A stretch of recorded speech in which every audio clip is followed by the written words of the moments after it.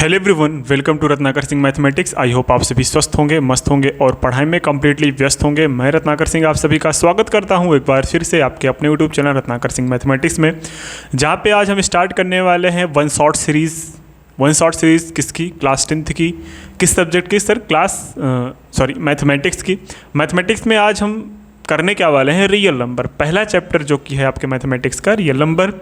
इसमें हम करेंगे क्या? वन शॉट में जिस चैप्टर को हम उठाएंगे उस चैप्टर से आपके एग्ज़ाम में कितने टाइप के क्वेश्चन बन सकते हैं, उस सारे क्वेश्चन के टाइप्स की प्रैक्टिसेस करेंगे, वो भी ऐसे जो एग्ज़ाम में आने की प्रोबेबिलिटी जिसकी ज़्यादा है ना, जिसकी संभावनाएं ज़्यादा हैं एग्ज़ाम में आने की, ऐसे क्वेश्चंस को हम डिस्कस करेंगे।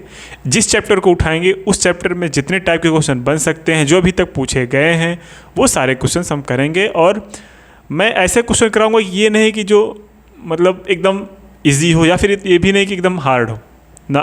मॉडरेट लेवल का क्वेश्चन होगा, क्योंकि आपको एग्ज़ाम देना है। अगर पेपर इजी आ गया या मॉडरेट आ गया फिर टफ़ आ गया, तो टफ़ के लिए एक अलग सीरीज है कि वो एग्ज़ाम के जब नज़दीक रहेंगे तो हम डिस्कस करेंगे। लेकिन इस वीडियो में आपको चैप्टर वाइज आपका रिकॉल हो जाएगा। हम करेंगे क्या? क्वेश्चन के साथ कॉन्सेप्ट का रिवीजन भी करते चलेंगे। तो आगे एक बैच चल ही रहा है क्लास 10th का, तो इसमें क्या हो जाएगा, ये आपको साथ साथ क्वेश्चन के प्रैक्टिसेस प्लस रिवीजन के तौर पे ये बैच हो जाएगी। चलिए स्टार्ट करते हैं बिना टाइम वेस्ट किए हुए, जिसका नाम है क्या? Real number. और ये जो चैप्टर होने वाला है वो आपका चैप्टर फर्स्ट होने वाला है। चैप्टर फर्स्ट, और वो क्या है? One shot. सबसे पहले क्वेश्चन देखते हैं। सबसे पहले का आता है आपके सामने question number first. Question number first किस तरीके से है, इसको ध्यान से देखने और समझने की कोशिश करते हैं। क्वेश्चन नंबर फर्स्ट है, फाइंड द एलसीएम 850 एंड 500। देखो, अगर आपके सामने एमसीक्यू है तो इसको सॉल्व करने का एक बेहद आसान तरीका होता है। लास्ट में जीरो है, बिल्कुल है सर, लास्ट में जीरो है तो लास्ट में जीरो आना चाहिए। तो सब में जीरो आ रहा है, इसका मतलब ये भी हम कुछ नहीं कह सकते, तो हमारा लॉजिक सही नहीं होगा, है ना। हमारा लॉजिक अभी सही नहीं होगा। जीरो आएगा, बिल्कुल आएगा। तो हम इसका एलसीएम निकालेंगे। कैसे निकालेंगे? सबसे पहला काम जो होगा उसको हम करेंगे, इसको फैक्टराइज। 850 को हम फैक्टराइज कर सकते हैं किसके फॉर्म में, और 500 को किसके फैक्ट में फैक्टराइज कर सकते हैं। 85 को क्या लिख सकते हैं? 85 को 17 × 5 लिख सकते हैं, और 10 × 10 लिख दो, है ना। 550 को क्या लिख सकते हैं? 5 × 10, एक 10 और लिख दो, तब एक 0 और हो जाएगा। अभी इसको नॉर्मली फॉर्म में लिखते हैं। 17 हो गया, ये 5 हो गया, और ये 5 हो गया, ये 2 हो गया, और ये वाला भी सिमिलरली क्या हो जाएगा मेरे भाई? ये हो जाएगा 5 × 5 × 2 × 5 × 2, है ना। सिंपली फॉर्म में लिखेंगे, सिंप्लीफाई करके, तो ये हो जाएगा 7 × 5 × 5 की पावर 2 × 2, और ये क्या हो जाएगा? ये हो जाएगा 5 की पावर 3 × 2 की पावर 2। अब करना क्या है आपको सर ये करना है, इसको एलसीएम निकालोगे तो एलसीएम ध्यान देना, एलसीएम में हम वो भी नंबर लेते हैं जो दोनों में कॉमन हो, और वो भी नंबर लेते हैं जो दोनों में ना हो। इसका मतलब हम हाईएस्ट पावर लेंगे। तो 17 दोनों में नहीं है, इसका मतलब 17 भी लेंगे। 5 की हाईएस्ट पावर कितनी है सर? 5 की पावर 3 अगर ले लेंगे तो ये भी सही हो जाएगा, और 2 की पावर 2 ले लेंगे तो भी सही हो जाएगा। सर 17 5 की पावर 3 × 2 की पावर 3 क्या आएगा सर? 2 होगा यहाँ पे क्या होगा? 2 होगा, गलती कर दी है। 2 की पावर 2, क्योंकि हाईएस्ट पावर 2 है। 5 की पावर 3 × 2 की पावर 2 सॉल्व करेंगे तो ये आएगा 500। तो अगर ये ऑप्शन में होगा तो आपका ऑप्शन नंबर वही सही होगा। तो option number B is your right answer. इस तरीके से। अच्छा, ऑप्शन नंबर कौन सा है? जी हाँ, बिल्कुल सही, ऑप्शन नंबर बी एकदम सही ऑप्शन है। अब हम करने क्या वाले हैं सर? ये क्वेश्चन तो हो गया। अब हम करेंगे इससे रिलेटेड जितने भी कॉन्सेप्ट हो सकते हैं। तो अगर आपके सामने a, b एक क्या है? दो नंबर्स हैं। अगर आपका भी एलसीएम पूछे, एलसीएम क्या पूछे? एलसीएम पूछे a और b का, तो a को क्या करना है? इसको प्राइम फैक्टर में तोड़ना है। किस में? प्राइम फैक्टर में। प्राइम फैक्टर में तोड़ने के बाद पावर लेना है। क्या लेना है? पावर के फॉर्म में लिखना है, एक्सपोनेंट पावर के फॉर्म में। कर पाओ तो उसके बाद क्या कर लेना है? उसके बाद करना ये है एचसीएफ निकालने के लिए। क्या निकालने के लिए? एक होगा एचसीएफ, एक होगा एलसीएम। एलसीएम में जो दोनों में कॉमन है वो भी लिखो। एचसीएफ में क्या लिखना है? जो दोनों में हो, सिर्फ उसको लिखना है। इसमें हाईएस्ट पावर लिखनी है। क्या? हाईएस्ट पावर लिखनी है। जो दोनों में हो उसकी हाईएस्ट पावर हो, है ना? बात समझ में आया? जो दोनों में हो उसकी हाईएस्ट पावर। इसमें जो दोनों में हो सिर्फ वही लिखना है। हाँ, जो दोनों में हो सिर्फ उतना ही लिखना है, याद रखना। कैसे? अभी देखो मैं बता रहा हूँ। ये जो क्वेश्चन है इसमें देखो, जो दोनों में है, अगर मैं इसका HCF निकालूँ, क्या? HCF, तो जो दोनों में हो वही। 17 नहीं लगेगी क्योंकि 17 नहीं है। 5 की पावर 3 दोनों में नहीं है, लेकिन 5 की पावर 2 और 5 की पावर 2 है, क्योंकि 5 की पावर 3 बनने से पहले ये 5 की पावर 2 रहा होगा, तो ये 5 की पावर 2 हुआ। इसमें 2 है, इसमें 2 की पावर 2 है, इसका मतलब 2 इसमें भी है और 2 इसमें भी है। तो इसका LCM जो आएगा वो क्या आएगा? 5 5 25 इंटू 2 कितना हो जाएगा? 50। तो इसका HCF कितना आ जाएगा? 50। तो इस तरीके से आप क्वेश्चन को सॉल्व कर सकते हो। सर एक नया कॉन्सेप्ट और है। कौन सा कॉन्सेप्ट सर? अभी बताता हूँ, ध्यान से देखना। देखो सारे क्वेश्चन अभी जस्ट रिवीजन हो जाएंगे। आपके पास अगर A और B दो नंबर्स हों, आपके सामने LCM दिया गया हो, LCM of A and B given हो, और आपके सामने क्या गिवन हो? आपके सामने गिवन हो HCF of A and B given हो, तो इन दोनों में एक रिलेशन आता है। वो रिलेशन आपने अच्छी तरीके से पढ़ा होगा कि सर जो LCM ऑफ A B आएगा इंटू जो HCF of A and B आएगा, वो इक्वल होगा किसके? वो इक्वल होगा A इंटू बी के। किसके? A इंटू बी के। बातें समझ में आ रही हैं? सच से बताना, आ रही हैं कि नहीं आ रही? सर बिल्कुल आ रही है। ये सब छापते चले जाओ, सब इंपॉर्टेंट है। इससे आज तक कोई ऐसा एग्जाम नहीं हुआ है CBSE बोर्ड का जिसमें इस टाइप के क्वेश्चंस ना पूछे गए हों।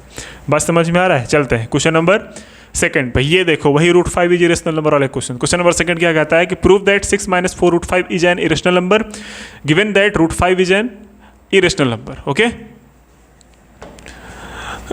ठीक है। क्या बोला है कि इसको हमें प्रूफ करना है कि इरेशनल है, गिवन क्या है? √5। ये तो वही वाला पुराना काम कि हम सबसे पहले क्या करेंगे? लिखते हैं प्रूफ। क्या लिखते हैं? प्रूफ। और प्रूफ कैसे लिखेंगे? चलो प्रूफ बताते हैं कैसे लिखते हैं, है ना? प्रूफ में क्या लिखेंगे? लेट 6 - 4 √5 इज क्या? An irrational number, N rational number is a rational number.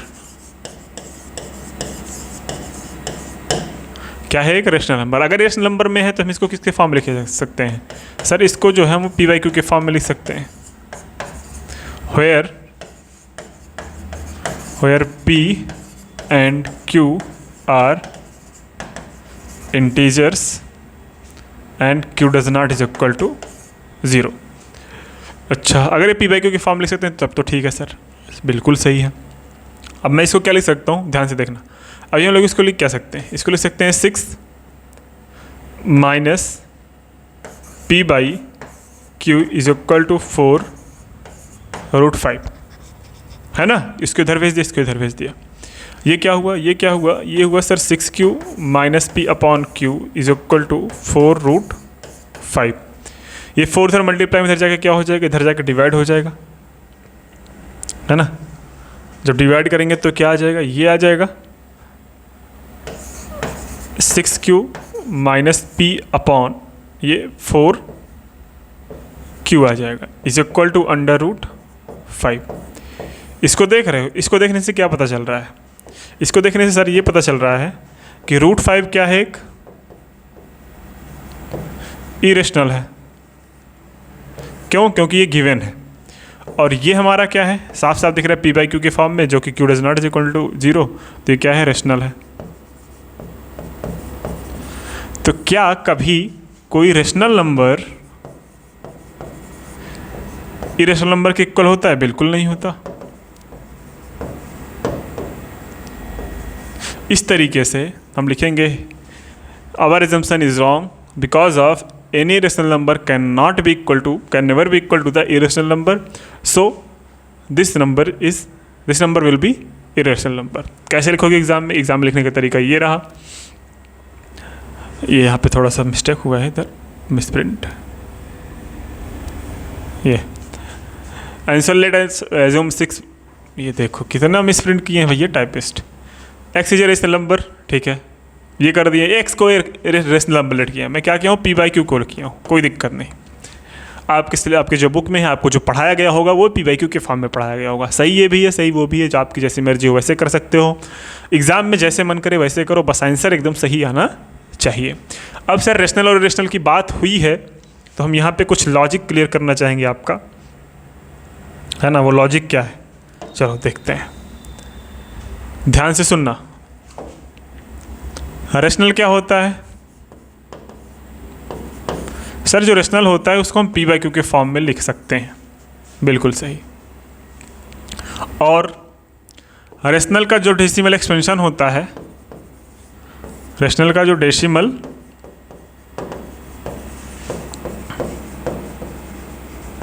Expansion होता है वो कितना होता है बोलो?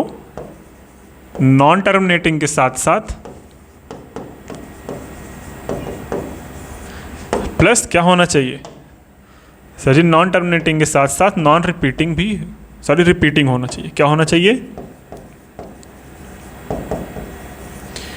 रिपीटिंग होना चाहिए, है ना।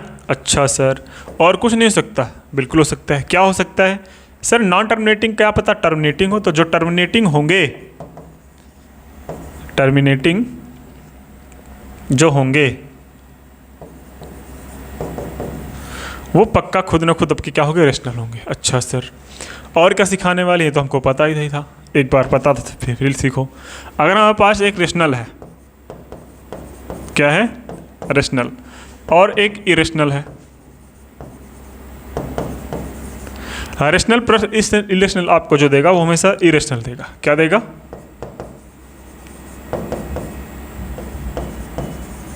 इरेशनल देगा। बातें समझ में आ रही है? बिल्कुल सही सर।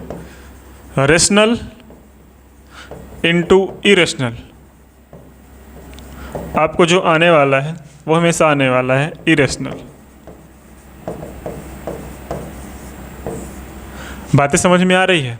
प्लस करो माइनस करो बातें वही हुई। रेशनल और इरेशनल हमेशा क्या होगा? Irrational. Rational plus rational, sir rational plus rational क्या होगा? रेशनल प्लस रेशनल जो होने वाला है वो होने वाला है रेशनल। बातें समझ में आ रही है? तो आपको ये 3 लॉजिक याद रखने हैं। और एक चीज़, 2 नंबर्स के बीच कितने रेशनल हो सकते हैं, कितने इरेशनल हो सकते हैं। ये अपने बीच में नंबर लाइन हुई, ये 0 हुआ, और सपोज दैट ये 1 हुआ। इसके बीच में कितने रेशनल हो सकते हैं, कितने इरेशनल हो सकते हैं। तो याद रखना, किसी भी 2 नंबर्स के बीच में आपके जो रेशनल नंबर होते हैं वो इनफाइनाइट रेशनल हो सकते हैं और इनफाइनाइट इरेशनल हो सकते हैं।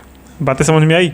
यहाँ तक मैं बात करूँ 1 भी ना जाओ, 1 भी ना जाओ, सिर्फ 0.1 तक चले जाओ। इसके बीच में आपको क्या मिलेंगे? इसके बीच में आपको इनफाइनाइट रेशनल मिलेंगे और इनफाइनाइट इरेशनल मिलेंगे।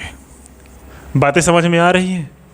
आ रही है कि नहीं आ रही है? स्पीड ज़्यादा तेज होगी क्योंकि ये रिवीजन चल रहा है, 1 शॉट है तो टाइम लगेगा। तो ये 1 शॉट कैसे बन गया? इसलिए टाइम कम टाइम में हमें ज़्यादा चीज़ें कवर करनी है। आपने इसको एक बार ऑलरेडी पढ़ा हुआ है। चलो अभी नेक्स्ट क्वेश्चन करते हैं। So that the 11, 19 and 23 plus 3 into 11 is not a prime number. Prime number किसको बोलते हैं सर? जो प्राइम नंबर होता है, जो प्राइम नंबर होता है उसके ओनली 2 फैक्टर्स होते हैं। कितने? 2 फैक्टर्स। 2 फैक्टर्स में कौन कौन? एक तो 1 आएगा और दूसरा इटसेल्फ होगा। क्या होगा? इटसेल्फ। हमको ये प्रूफ करना है कि ये नॉट प्राइम नहीं है। तो क्या है? अगर प्राइम नहीं है तो क्या है? कंपोजिट है। सर ये कंपोजिट क्या होता है अभी सीख लो। Composite number more than 2 factor. कितना? More than 2 factor. सर कौन कैसे कैसे 2 फैक्टर होंगे? देखो बताना चाहूँ अगर मैं मोर देन 2 फैक्टर कैसे होंगे तो याद रखना, सपोज दैट कोई नंबर होगा, उसका एक तो 1 होगा। क्या होगा? 1। दूसरा खुद होगा। इसके बीच में बहुत सारे नंबर आ सकते हैं, तो ये कैसा होगा? Composite number. क्या होगा? Composite number. जो गिवन क्वेश्चन है उसमें हमें कंपोजिट नंबर ही प्रूफ करने हैं। क्या करने हैं? Composite number. तो सो दैट करना है तो चलिए ये पूरा लॉजिक समझ में आया? तो इसी के हिसाब से चलते हैं, क्वेश्चन को सॉल्व करते हैं, है ना। चलो चलो चले चलो चले चलो, देखो इधर बातें समझ में आएगी, बिल्कुल आ गई होगी। सर हमें इसको मोर देन 2 फैक्टर लेके आना है। कौन कौन सा? एक तो 1 और उसको छोड़ के। आपके सामने जो नंबर लिखा है सर, एक तो 11 लिखा है, एक तो 19 लिखा है, एक तो 23 लिखा है, प्लस 3 लिखा है, इंटू 11 लिखा है, ये लिखा है। अब ध्यान से देखना मेरे भाई, ध्यान से देखना इस चेहरे को। ये चेहरा आपको बहुत परेशान नहीं करने वाला, क्योंकि बहुत आसान क्वेश्चन है। इसमें 11 है, इसमें 11 है। 11 मिल गया कॉमन, क्या मिल गया? 11 मिल गया कॉमन। अंदर क्या बचा? अंदर बचा 19 इंटू 23 प्लस 3। और क्या इसको हम इंटू 1 लिख सकते हैं? बिल्कुल लिख सकते हैं। अब यहाँ पे कितने फैक्टर आ गए? एक तो 11 हुआ, दूसरा ये हुआ, इसको मल्टीप्लाई कर लेना आपकी जो मर्जी हो, है ना। 9 3 जा 27, ये 27 आ गया, और ये नहीं दूना 19 2 जा 38, और 38 प्लस 5, 38 प्लस 5 कितना हो जाएगा? 38 प्लस 5 43 प्लस 3 इंटू 1 और इंटू 11 है। 11 इंटू कितना हो जाएगा? ये 440 इंटू 1। सर 440 को बिल्कुल बिल्कुल क्यों नहीं देखना? देखो इसको हम 11 इंटू 4 इंटू 10 इंटू 1, कितने फैक्टर आ गए भाई? अरे सर इसमें तो 3 नहीं, 3 से भी ज़्यादा आ गए। तो हियर कितने फैक्टर्स हैं? इस पूरे नंबर्स के कितने फैक्टर्स हैं? मोर देन, सर जी मोर देन कितना सर जी? सर जी मोर देन 2 फैक्टर हैं। तो ये क्या हुआ? एक कंपोजिट हुआ, कंपोजिट नंबर। कंपोजिट नंबर मतलब नॉट अ प्राइम नंबर।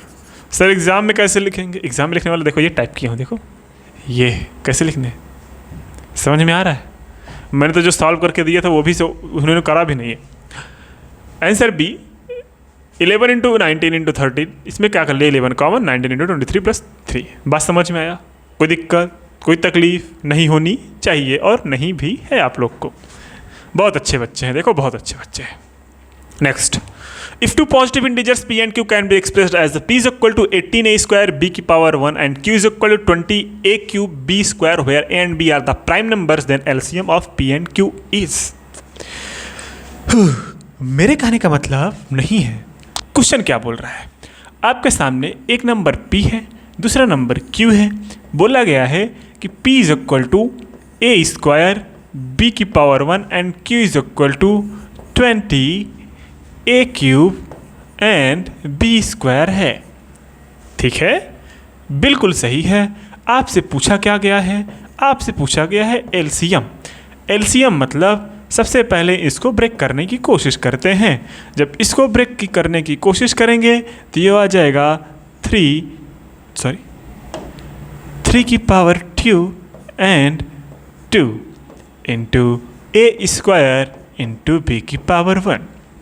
इसको जब मल्टीप्लाई करेंगे तो ये आएगा 5 इंटू 2 इंटू 2।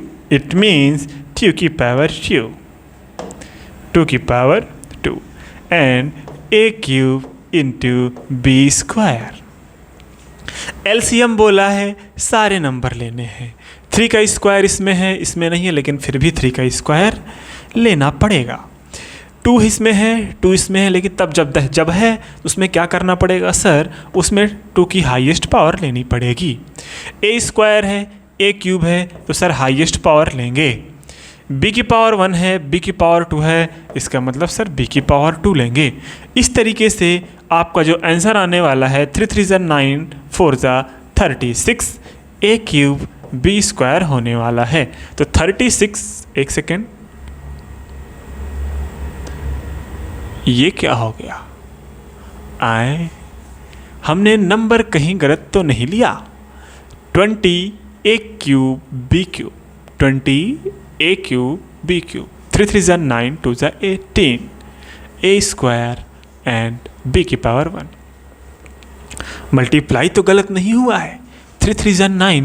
ओके, ओ फोल, गड़बड़ हो गया ना, हमने यहाँ पे 5 छोड़ दिया ना। है, छोड़ दिया सर, बिल्कुल सही सर, एकदम गड़बड़ कर दिए आप, सर को तो नहीं आता, क्या किया जाए।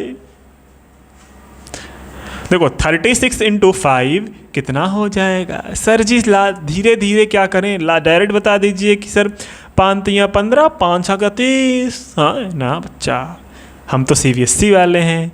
36 5 जा 180 होता है, ए क्यूब और बी स्क्वायर, इसको बताया गया था प्राइमरी में, है ना। 180 ए क्यूब और B square, 180 A cube and B square, B square. देख भाई, हुआ है तो कहीं गड़बड़, क्योंकि यहाँ पे बी स्क्वायर ही हाईएस्ट पावर है, या तो इसमें गड़बड़ी है। ए क्यूब HCF बोलना चाहिए इसको, अगर जीतना चाहिए तो HCF आ जाएगा आंसर वही। देखो इसने आंसर क्या दिया है, 180 ए क्यूब बी की पावर 4। अरे भाई कहाँ से आ जाएगा बी की पावर 4 भाई, ज़रा हमें भी सिखाइए भाई। हाँ बोलो भाई, कैसे आ जाएगा? ऑप्शन इन्होंने गलत रखा है, इसका मतलब इन्होंने नंबर सबको सही दिया होगा। हाँ हाँ, इसका मतलब ये सही है। और यहाँ पे पावर 4, ये 4 नहीं रहेगा, यहाँ पे 2 रहेगा। क्या रहेगा? 2 रहेगा। चलो चलो चलें नेक्स्ट पे। देखो 180 यहाँ पे 2 करो, 2 परेशान कर देते हैं। अब उसको कैसे पता कि सर परेशान हो जाते हैं? देखो ये आपको करना है कैसे, √5 वाले के जैसे। इसको तो मैं नहीं बताने वाला। ये देखो स्क्रीनशॉट ले लो, ऐसे ही करना है एग्जाम में। देखो P/Q के फॉर्म वाला क्वेश्चन है ये। हाँ next, so that the number 5 11 17 and 3 into 11 एक कंपोजिट नंबर। देख लो भाई, देख लो, मुझसे कहना मत, उसी के जैसे है, ये भी आपको ही करना है। होमवर्क क्या करोगे सर? 11 कॉमन ले लेंगे, उसके बाद क्या बचेगा सर? 85 अंदर बचा प्लस 3 बचा, इंटू 1 लिख सकते हैं। मोर देन 2 फैक्टर मतलब कंपोजिट नंबर प्रूफ। नेक्स्ट देखो वही लिए इन्होंने, है ना, डरने की कोई ज़रूरत नहीं है। ये जो क्वेश्चन है ये बढ़िया क्वेश्चन है, इसको हम सॉल्व करेंगे। और हम मुझसे सॉल्व करने से पहले आप सॉल्व करिए। क्या करिए? मेरे सॉल्व करने से पहले आप सॉल्व करिए, तब तक मैं पानी पी के आता हूँ, है ना, क्योंकि पानी ज़रूरी है।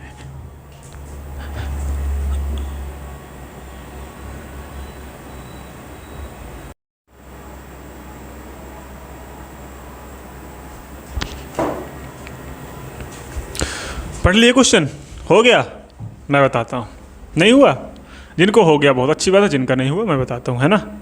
देखो बॉटल का कैप लिया है मैं। In a teacher's workshop, the number of teachers teaching French, Hindi and English as 48, 80 and 144 respectively. Find the minimum number of rooms required if in each rooms the same numbers of 6 teachers are seated and all of them are of the same objects. Find the minimum number of rooms. Find the minimum number of rooms. Minimum number निकालने हैं rooms के। कितने rooms हो जाएं कि maximum teachers आ जाएं। तो ये बताओ, अगर मिनिमम निकालना है, क्या निकालना है? मिनिमम निकालना है। क्या निकालना है सर जी? मिनिमम निकालना है। मिनिमम रूम कब मिलेंगे? जब एक रूम में मैक्सिमम टीचर आएंगे।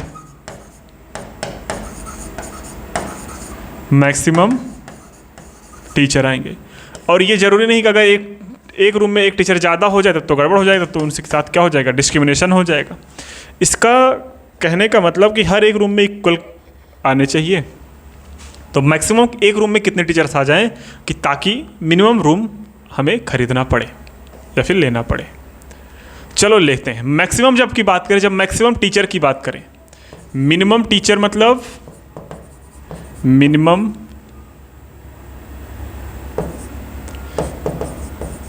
टीचर मतलब maximum rooms, sorry maximum teacher मतलब minimum rooms,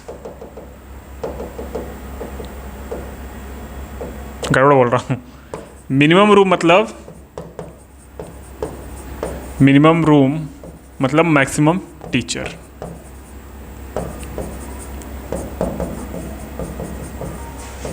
in one room, एक रूम में मैक्सिमम टीचर कितने आ सकते हैं ये लिखना पड़ेगा। ये लिखोगे कैसे सर? निकाल लेंगे, क्योंकि एचसीएफ जो होता है वो हाईएस्ट कॉमन फैक्टर देता है ना। किसका किसका? 48, 80 एंड 144। सब में कॉमन क्या है देखते हैं। इसमें इसको भी लिख सकते हैं 16 इंटू 4। इसमें क्या लिख सकते हैं 16 इंटू 5, और इसको क्या लिख सकते हैं 16 इंटू 9। एक सेकेंड,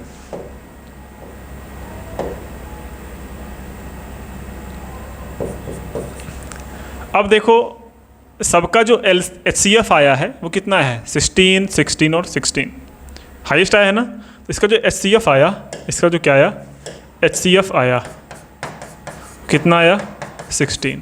तो एक कमरे में कितने टीचर्स रह सकते हैं सर? एक कमरे में जो रह सकते हैं वो 16 टीचर रह सकते हैं। कितने टीचर रह सकते हैं 16। टोटल टीचर्स हैं कितने? टोटल टीचर्स हैं कितने देखते हैं कितने टीचर्स हैं सर? 48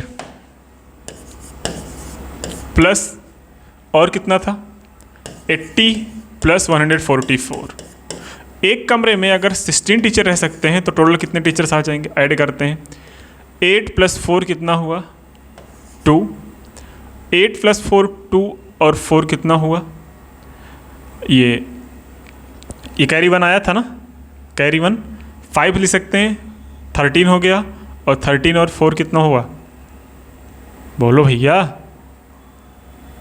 एक काम करें हम इसको अलग अलग कर दें, क्योंकि सारे के सारे ना डिवाइड करने से अच्छा है। देखो कैलकुलेशन भी यही सीख लो, कैलकुलेशन कैसे करते हैं। जब सबको 16 से डिवाइड करें तो अलग अलग करके ऐड कर लेंगे ना, क्यों फर्जी ऐड करना और मल्टीप्लाई करना। 3 5 सॉरी ऐड करना है ना, 3 5 और 9, 5 3 8 प्लस 9 कितना हो जाएगा सर जी 17। तो 17 रूम्स लगेंगे आपके मिनिमम। कितने लगेंगे 17 रूम्स लगेंगे।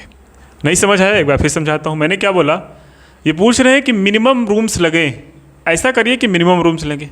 मिनिमम रूम्स कब लगेंगे? जब आपके पास बहुत ज़्यादा टीचर हैं। तो कितने मैक्सिमम टीचर एक रूम में आ सकते हैं मतलब, और अगर हम एक रूम में ज़्यादा रख दिए, एक आध रूम में क्या पता ज़्यादा रख दिए तो क्या हो जाएगा, बोलेंगे हमारे साथ डिस्क्रिमिनेशन हो रहा है।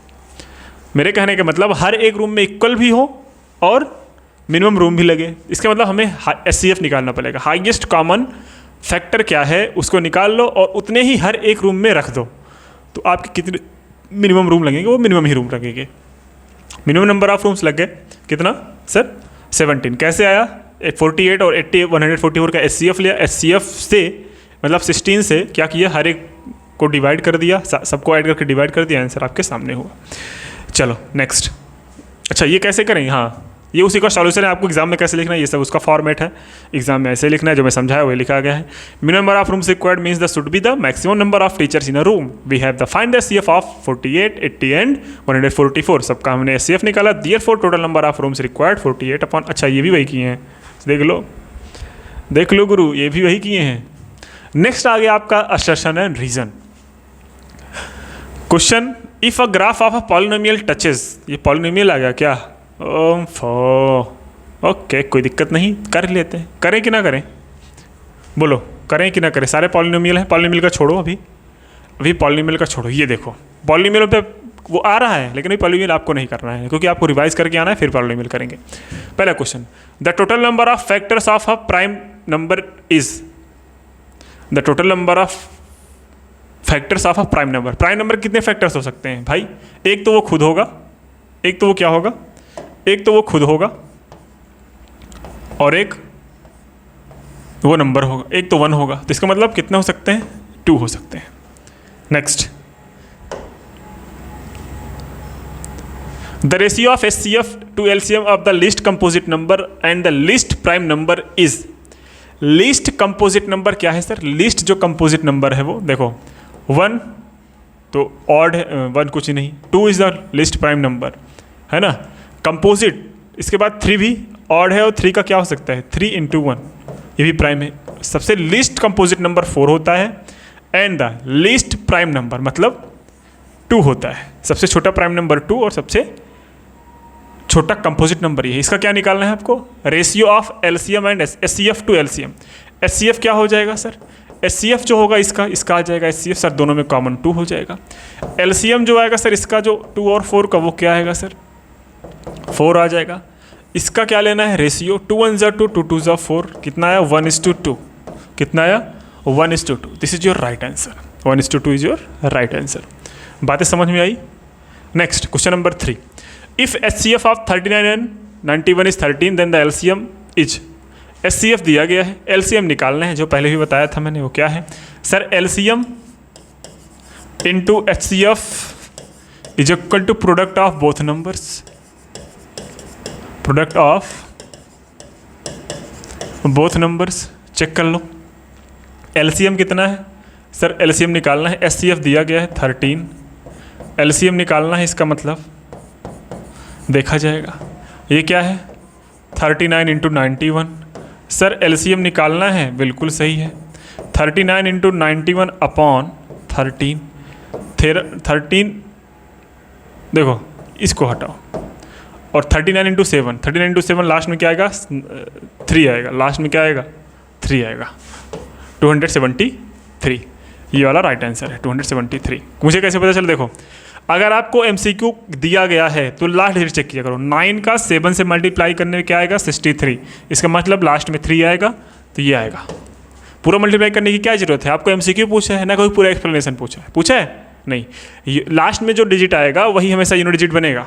तो 3 को आपको चेक करना है कि 3 ऑप्शन में है कि नहीं है, देखो ऑप्शन में 3 है, चेक हो गया। Next, 2 positive number have their HCF and as 12 and their product as 6336। The number of pairs of possible of the number is. Possible number के पेयर कितने हो सकते हैं, HCF अगर 12 हैं एंड दियर प्रोडक्ट उनके नंबर्स, देखो HCF अगर 12 हैं तो 12 जो होंगे वो कैसे होंगे, 12x होगा और दूसरा 12y होगा। इन दोनों का प्रोडक्ट क्या हो रहा है, इन दोनों का प्रोडक्ट जो हो रहा है 12 × 12 × x × y जो है वो 6336 है, ये इन्होंने बोला है। अरे HCF है तो HCF जो दोनों में कॉमन होगा वही तो HCF होता है, बाकी जो नंबर डिफरेंट होंगे वही बचे होंगे, तो मैंने दोनों को कंबाइन करके बोल रहे हैं प्रोडक्ट जो होगा वो उसका 6336 हो रहा है। अच्छा सर, जो x × y हो सकता है वो क्या हो सकता है, वो सर 6336 को जब हम 12 × 12 से डिवाइड कर लेंगे तो आंसर पता चल जाएगा। अच्छा सर, ये लिखा क्या है 6336, क्या 101 से अगर हम क्या लिख सकते हैं इसको, नहीं एक बार डिवाइड ही कर लेते हैं ना, डिवाइड करेंगे ज़्यादा अच्छा लगेगा, सुंदर लगेगा सुंदर लगेगा, है ना। ये 144 है और ये 6336 है। हम क्या करें, 144 में किससे मल्टीप्लाई करें तो ये 6336 हो जाए। एक काम करना, अगर हम इसको 9 से मल्टीप्लाई कर दें या फिर 4 से मल्टीप्लाई करें, एक बार 4 से मल्टीप्लाई करके देखते हैं, आ जाएगा। देखो 4 से मल्टीप्लाई करेंगे तो क्या हो जाएगा, 4 × 4 = 16, 4 × 4 = 16, 4 × 4 = 16, 6 4 नहीं जा रहा है ना, 9 से लेके चलते हैं, 9 9 × 4 = 36, 9 × 4 = 36 प्लस 6, 9 × 4 = 36 कैरी और 9 × 4 = 36। भाई ये तो गड़बड़ हो जा रहा है, नहीं आ रहा है ना, फिर और दूसरे से चेक करते हैं। इतना टाइम काहे लगाएंगे हम, इतना टाइम सर, अब हमें रूल पे आना पड़ेगा। मैं रूल पे आ जाऊंगा, बता रहा हूँ मैं, अब रूल पे आ जाऊंगा, आ जाऊँ, चलो आ जाता हूँ रूल पे। सर जी 3 से डिवाइड करिए, 3 4 जा 12, 3 2 जा 6, 3 1 जा 63, 3 4 जा 12, 3 1 जा 3, 3 2 जा 6, है ना? अरे ये गड़बड़ कर दिया मैं कि देखो हो क्या गया है मुझे यार। 3 4 जा 12, 3 2 जा 6, 3 1 जा 3, 3 1 जा 3, 3 2 जा 6, ठीक, बिल्कुल सही से। 3 4 जा 12, 3 7 जा 21, 3 4 जा 12, कितना आया? 704/16, 4 4 जा 16, 4 1 जा 4, 4 7 जा 28, 4 6 जा 24। कोनो दिक्कत नहीं सर। फिर 176/4 आया है। अच्छा ये नहीं पता क्या? अच्छा ये नहीं पता क्या? अच्छा ये नहीं पता क्या? देखो 2 × 22 पहला हो गया, 4 × 11 दूसरा हो गया, और 44 × 1 तीसरा हो गया, और 22 × 1 ना × 2 चौथा हो गया। तो ऑप्शन नंबर क्या हो गया? C is the right answer. कोनो तकलीफ नहीं होने चाहिए। Next, if n is any natural number then 12 can not be end with the digit 0।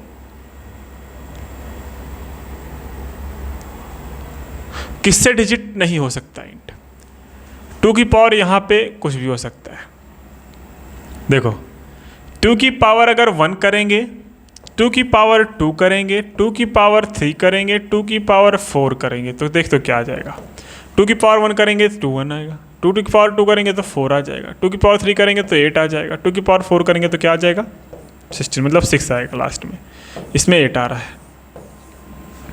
फिर 2 की पावर 5 करेंगे तो क्या आ जाएगा? 2 की पावर 5 करेंगे सर ये आ जाएगा 2, फिर से 2, फिर से 4, फिर से 8, फिर से 6, ये वैल्यू रिपीट होती चली जाएगी। तो लास्ट में इसके 2 4 8 6 ही आ सकता है।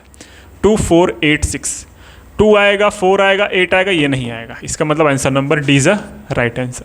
समझ में आ रहा है? आपको 12 की पावर नहीं चेक करनी है, आपको ये लास्ट वाला उठाना है। इसकी पावर कुछ भी हो, बोल रहे हैं क्या होगा इसके डिजिट? कभी 0 नहीं होना, क्योंकि इसका जो डिजिट का रिपीटेशन होता है वो 4 4 के गैप पे होता है। 2 4 8 6, 2 4 8 6, फिर 2 4 8 6 पे चलता चला जाता है ना। Next, the number 385 can express the product of prime factor as. इसको ना कर पाओ तो तुम्हारी पढ़ना धिक्कार है गधों। हो गया। तो इस तरीके से हमने सारे क्वेश्चंस को कवर कर लिए। टोटल कितने क्वेश्चन हुए सर? टोटल 23 क्वेश्चंस हो गए। 23 नहीं, शायद 20 होंगे, 20 या 17 या 28 के आसपास ही हैं क्वेश्चंस। तो इस तरीके से हमने चैप्टर नंबर 1 को क्या कर लिया? इस तरीके से सर हम चैप्टर नंबर 1 को कंप्लीट कर लिए। अब अगर किसी को डाउट हो तो वो कमेंट सेक्शन में पूछ सकता है। अगर कमेंट सेक्शन में ना बताने का इरादा हो, सर हमें शर्म आती है कमेंट सेक्शन में, तो चैनल के डिस्क्रिप्शन में टेलीग्राम का लिंक दिया गया है। किसका? टेलीग्राम चैनल का। वहाँ पे जाएंगे तो ये PDF भी आपको मिल जाएगी और आप अपने डाउट भी उधर से भेज सकते हैं। वहाँ पे इतने बच्चे हैं कि आपके डाउट का आंसर वो खुद दे देंगे। अगर वो नहीं दे पाए तो मैं वहाँ पे हूँ, मेरी टीम वहाँ पे है। मेरे अलावा वहाँ पे 2 टीचर्स और इंक्लूडेड हैं, तो वो आपको वो डाउट क्लियर करते हैं। वो सारे डाउट आपको प्रोवाइड करा देंगे, डाउट का सोल्यूशन। ठीक है, तो चलिए मिलते हैं नेक्स्ट वाले चैप्टर में, जिसका नाम है क्या? पॉलीनोमियल। Thank you.